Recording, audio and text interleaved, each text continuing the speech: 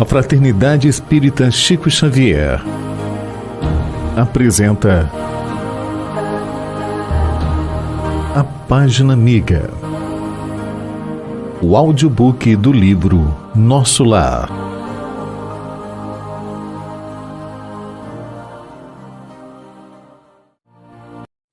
Capítulo 40. Quem semeia, colherá. Eu não sabia explicar a grande atração pela visita ao departamento feminino das câmaras de retificação. Falei a Narcisa do meu desejo, prontificando-se ela a satisfazer-me. Quando o pai nos convoca a determinado lugar, disse bondosa, é que lá nos aguarda alguma tarefa. Cada situação na vida tem finalidade definida. Não deixe de observar este princípio em suas visitas aparentemente casuais. Desde que nossos pensamentos visem a prática do bem, não será difícil identificar as sugestões divinas.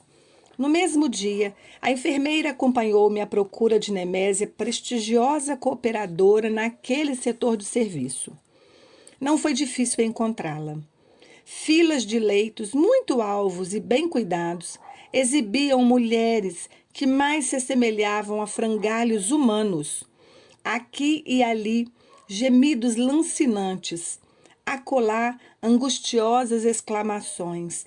Nemésia, que se caracterizava pela mesma generosidade de Narcisa, falou com bondade. O amigo deve estar agora habituado a estes cenários. No departamento masculino, a situação é quase a mesma. E fazendo um gesto significativo, a companheira acentuou. Narcisa, faça o obséquio de acompanhar nosso irmão e mostrar os serviços que julgar conveniente ao aprendizado dele. Fiquem à vontade. Minha amiga e eu comentávamos a vaidade humana, sempre atida aos prazeres físicos, enumerando observações e ensinamentos quando atingimos o pavilhão 7. Localizavam-se ali algumas dezenas de mulheres em leitos separados, um a regular distância. Estudava eu a fisionomia das enfermas quando fixei alguém que me despertou mais viva atenção. Quem seria aquela mulher amargurada de aparência original? Velhice que parecia prematura tipificava-lhe o semblante em cujos lábios pairava um ricto misto de ironia e resignação. Os olhos, embaciados e tristes, mostravam-se defeituosos.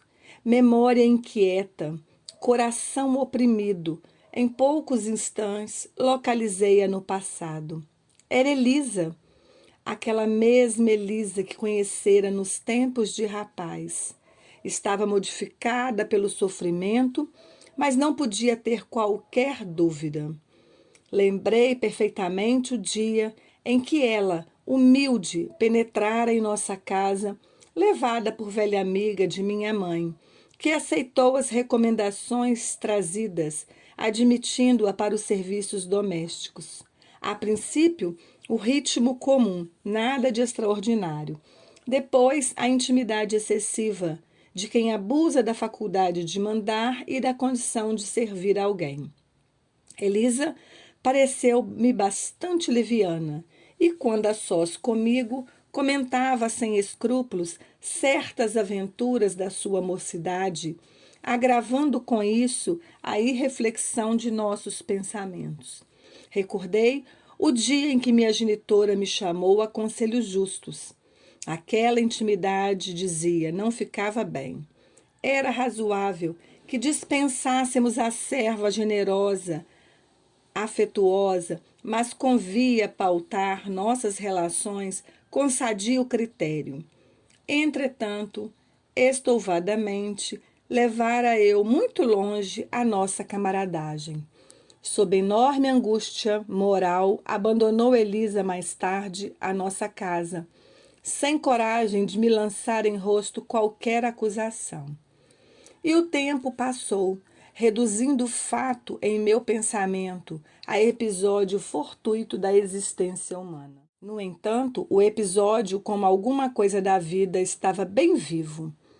À minha frente tinha Elisa agora vencida e humilhada. Por onde viver a mísera criatura tão cedo atirada a doloroso capítulo de sofrimentos? De onde vinha? Ah, naquele caso, não me defrontava o Silveira perto de quem pudera repartir o débito com meu pai. A dívida agora era inteiramente minha. Chegara a tremer, envergonhado da exumação daquelas reminiscências. Mas qual criança ansiosa de perdão pelas faltas cometidas, dirigi-me a Narcisa, pedindo orientação. Eu mesmo me admirava da confiança que aquelas mulheres me inspiravam. Talvez nunca tivesse coragem de pedir ao ministro Clarencio as elucidações que pedira à mãe de Lísias. E possivelmente outra seria minha conduta naquele instante se tivesse Tobias ao meu lado. Considerando que a mulher generosa e cristã é sempre mãe, voltei-me para a enfermeira, confiando mais que nunca. Narcisa, pelo olhar que me endereçou, parecia tudo compreender. Comecei a falar, contendo o pranto, mas a certa altura da confissão penosa, minha amiga obtemperou. Não precisa continuar. Adivinho o epílogo da história. Não se entregue a pensamentos destrutivos. Conheço o seu martírio moral de experiência própria. Entretanto, se o Senhor permitiu que se reencontrasse agora esta irmã, é que já o considera em condições de resgatar a dívida. Vendo a minha indecisão, prosseguiu. Não temas, aproxime-se dela e reconforte-a. Todos nós, meus irmãos, encontramos no caminho os frutos do bem ou do mal que semeamos. Esta afirmativa não é frase doutrinária, é a realidade universal. Tenho colhido muito proveito das situações iguais a esta. Bem-aventurados devedores em condições de pagar. E percebendo-me a resolução firme de empreender o necessário ajuste de contas, acentuou: Vamos, mas não se dê a conhecer por enquanto. Faça-o depois de beneficiá-la com êxito. Isso não será difícil pelo fato de continuar ela em cegueira quase completa temporariamente. Pelas forças que a envolvem, noto-lhe a triste característica das mães fracassadas e das mulheres de ninguém. Aproximamo-nos, tomei a iniciativa da palavra confortadora. Elisa identificou-se, dando o próprio nome e prestando à boa vontade outras informações. Havia 3 meses que foram recolhidas às câmaras de retificação. Interessado em castigar a mim mesmo, diante de Narcisa, para que a lição me penetrasse na alma, com caracteres indeléveis, perguntei: E a sua história, Elisa? Deve ter sofrido muito. Senti a inflexão afetuosa da pergunta. Sorriu muito resignada e desabafou. Para que lembrar coisas tão tristes? As experiências dolorosas ensinam sempre, objetei.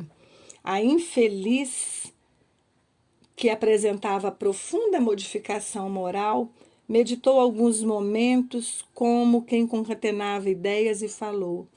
Minha experiência foi a de todas as mulheres doidivanas que trocam o pão bendito do trabalho pelo fel venenoso da ilusão. Nos tempos da mocidade, distante como filha de um lar paupérrimo, vali-me do emprego em casa de abastado comerciante, onde a vida me impôs imensa transformação. Esse negociante tinha um filho tão jovem quanto eu, e depois da intimidade estabelecida entre nós, quando toda reação de minha parte seria inútil, esqueci criminosamente que Deus reserva o trabalho a todos que amem a vida sã, por mais faltosos que tenham sido, e entreguei-me a experiências dolorosas, que não preciso comentar. Conheci de perto o prazer, o luxo, o conforto material e, em seguida, o horror de mim mesmo, a sífilis, o hospital, o abandono de todos, as tremendas desilusões que culminaram na cegueira e na morte do corpo. Errei muito, em terrível desespero, mas um dia tanto roguei amparo da Virgem de Nazaré, que mensageiros do bem me recolheram por amor ao seu nome, trazendo-me a esta casa de abençoada consolação. Comovidíssimo, até em lágrimas, perguntei: e ele? Como se chama o homem que a fez tão infeliz? Ouvia então pronunciar meu nome e de meus pais. E você o odeia? Indaguei, acabrunhado. Ela sorriu tristemente e respondeu: no período do meu sofrimento anterior, amaldiçoava-lhe a lembrança, nutrindo por ele um ódio mortal. Mas a irmã Nemésia modificou-me. Para odiá-lo, tenho de odiar a mim mesma. No meu caso, a culpa deve ser repartida. Não devo, pois, recriminar a ninguém. Aquela humildade sensibilizou-me, tomei a destra sobre a qual, sem que eu pudesse evitar, rolou uma lágrima de arrependimento e remorso. Ouça, minha amiga, falei com emoção forte. Também eu me chamo André e preciso ajudá-la. Conte comigo, doravante. E a sua voz, disse Elisa ingenuamente, parece a dele.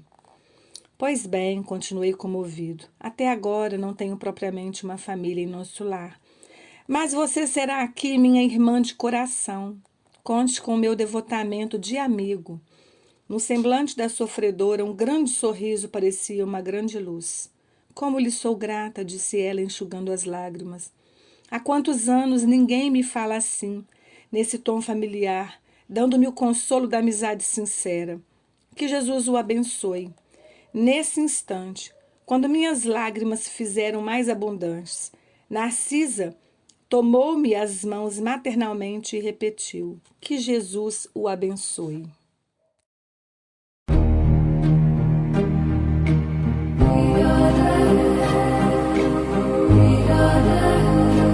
Audiobook do livro Nosso Lar. Narrativa Cristina Albuquerque.